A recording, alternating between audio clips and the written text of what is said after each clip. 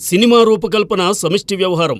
24 శాఖల వారు కలిసి సమన్వయంతో పనిచేస్తేనే ఓ చిత్రం రూపుదిద్దుకుంటుంది. అయితే ఈ శాఖల్లోని వ్యక్తులకు వచ్చే రకరకాల సందేహాలకు సమాధానం చెప్పాల్సింది, వారి నుండి బెటర్ అవుట్పుట్ను తీసుకోవాల్సింది దర్శకుడే.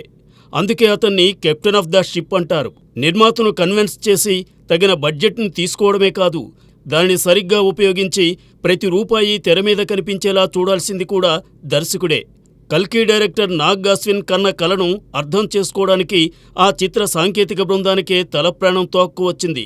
బుజ్జి గురించి నాగి చెప్పినప్పుడు కూడా అందరూ రకరకాల ప్రశ్నలు వేశారు. వారందరికీ అతను ఓపిగ్గా సమాధానాలు చెప్పారు. బుజ్జికి బ్రెయిన్ ఉంది, కానీ దానికో బాడీ కావాలి. ఆ బాడీ రూపకల్పనకు చాలా సంస్థలు కృషి చేశాయి. అందులో ఆటోమొబైల్ రంగంలోని టాప్ కంపెనీ మహీంద్రా కూడా ఒకటి.